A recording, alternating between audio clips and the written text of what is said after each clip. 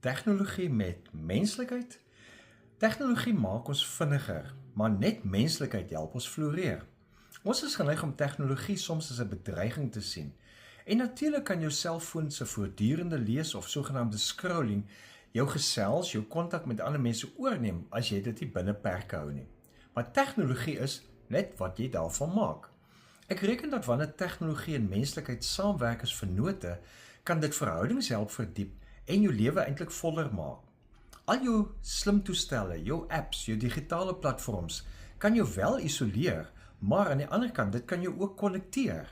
Die keuse lê in hoe gebruik jy dit. Ons kuier saam met vriende wat vir ons vertel hoe hulle hierdie program Claude.ai geniet.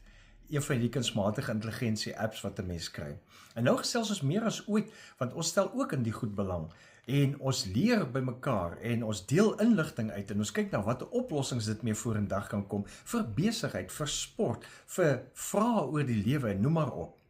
So jy kan 'n produktiwiteits-app gebruik om jou dag te organiseer en terselfdertyd kan jy dit meng met 'n lekker gesels video-oproep na jou vriend of jou kind oor see of binnelands of waar ook al.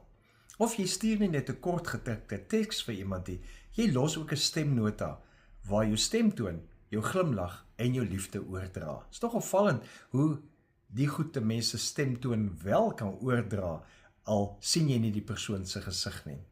Spreuke 3 vers 27 herinner ons, moenie 'n weldaad weerhou van iemand aan wie dit toekom, terwyl dit in jou mag is om dit te bewys nie.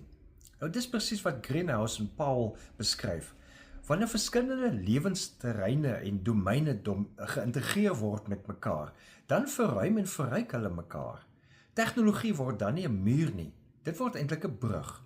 So tegnologie wat met warm menslikheid gebruik word, is 'n hulpmiddel vir dieper bande en ook vir emosionele groei.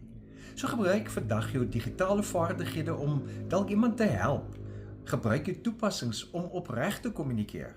Stuur 'n bemoedigende boodskap dadelik as die Heilige Gees dit op jou hart lê, want deesdae is dit moontlik dat wanneer jy daardie impuls ervaar, daardie sagte aanraking van die Gees om aan iemand te dink, met iemand kontak te maak, kan jy dit nou al dadelik doen.